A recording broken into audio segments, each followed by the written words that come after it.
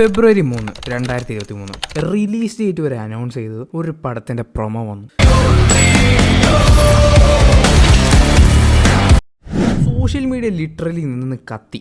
കരിയറിന്റെ ടോപ്പിൽ നിൽക്കുമ്പോൾ ലോകേഷ് കനകരാജ് വിജയിനെ വെച്ച് ചെയ്യുന്ന രണ്ടാമത്തെ പടം LCU ആണോ അല്ലയോ എന്ന് നിറച്ച് സ്പെക്കുലേഷൻസ്. അതിൻ്റെ ഇടയിൽ കൂടെ വിജയ് പാടിയ പാട്ട് റിലീസായി.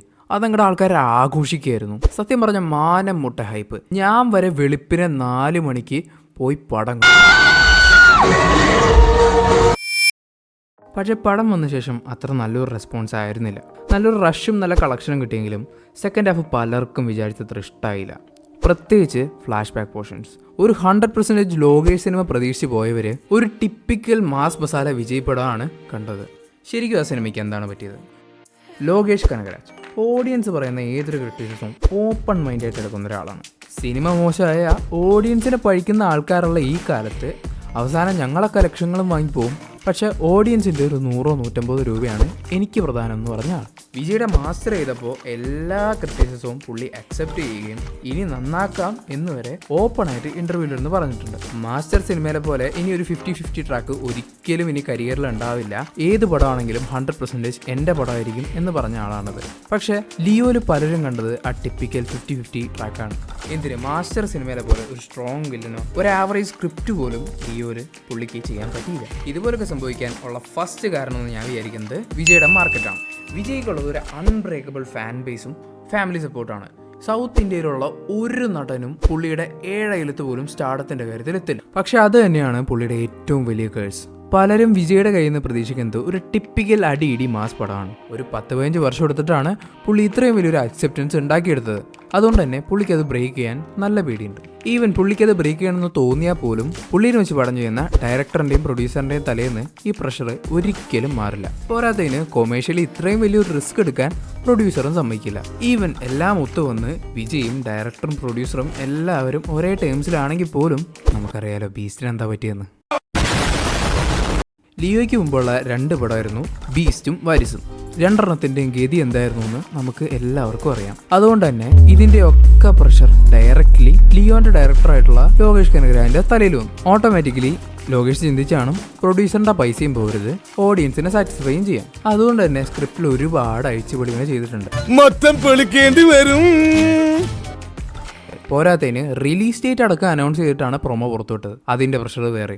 ഇതുകൊണ്ടൊക്കെയാണെന്ന് തോന്നുന്നു റൈറ്റിങ്ങിൽ ഒരുപാട് മിസ്റ്റേക്സ് ഉണ്ട്.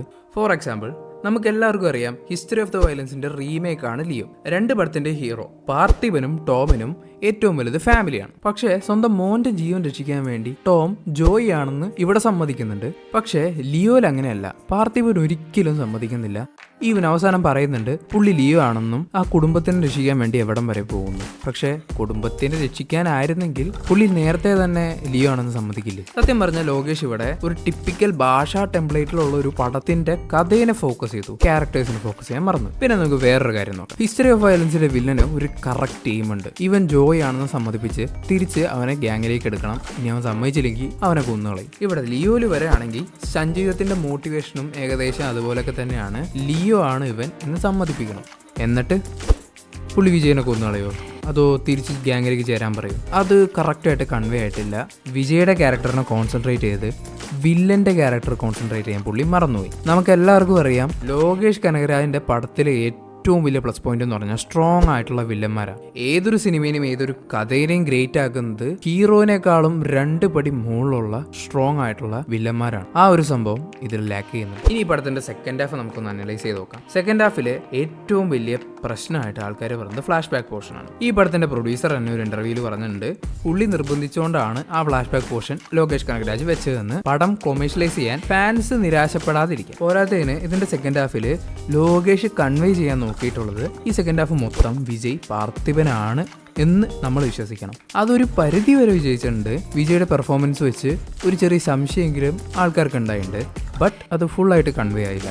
അവിടെയാണ് പുള്ളിക്ക് തെറ്റുപറ്റിയത്. കാരണം അവസാനം വിജയ് ലിയോ ആണ് എന്നൊരു ട്വിസ്റ്റ് കൊണ്ടുവന്ന് അവസാനിപ്പിക്കാനാണ് ഇരുന്നത്. ബട്ട് ആ ട്വിസ്റ്റ് വർക്കൗട്ട് ആവാതിരുന്നത് നമുക്കിത് കൺവേ ആവാതിരുന്നുണ്ട്. സോ നാച്ചുറലി ബാഡ് ആ സോങ് വെച്ചിട്ട് ഒരു ബെഞ്ച് മാർക്ക് ഇന്റർവെൽ പോർഷനും ഒരു കിഡിലൻ ഇമ്പാക്ട് എന്നൊരു ഫസ്റ്റ് ഹാഫിന്റെ അത്രയും സെക്കൻഡ് ഹാഫ് വന്നില്ല. അങ്ങനെ നാച്ചുറലി പലർക്കും പടം ഇഷ്ടപ്പെട്ടില്ല. ശരിക്കും നമ്മുടെ മാർവലിനും DC-ക്കും ഒക്കെ പറ്റിയ പോലെ ഒരു ചെറിയ തെറ്റാണ് ലോകേഷിനും പറ്റിയിട്ടുള്ളത്. ലോകേഷ് സിനിമാറ്റിക് യൂണിവേഴ്സ് എന്ന് പറയുന്ന ഒരു വലിയൊരു പ്രഷർ അങ്ങനെ തലയ്ക്ക് മുകളിലുണ്ട്. ഇന്ത്യയിൽ തന്നെ ആദ്യമായിട്ടാണ് അതുപോലൊരു യൂണിവേഴ്സും കൊണ്ട് ഒരു ഡയറക്ടർ വരുന്നത്. അപ്പോൾ നാച്ചുറലി ആ ഫ്രാഞ്ചൈസ് നന്നാക്കണം എന്നുള്ളൊരു രീതിയിൽ പുള്ളി കൈ കിട്ടിയൊരു പടം തൊലച്ചു കളഞ്ഞു. പോരാത്തതിന് ഇത്രയധികം പ്രഷർ തലയ്ക്ക് ചുറ്റുമുണ്ടെങ്കിൽ ക്രിയേറ്റിവിറ്റി മര്യാദയ്ക്ക് വർക്ക് ചെയ്യില്ല.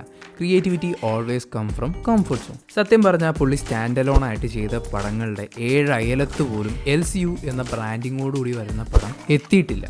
അപ്പോൾ ഇനി വരാൻ പോകുന്നത് ലോകേഷിൻ്റെ അടുത്ത പടം രജനീകാന്തിനെ വെച്ച് കൂലി എന്ന് പറയുന്ന ഒരു പടമാണ്. ഒരു സ്റ്റാൻഡ് അലോൺ പടമാണ്.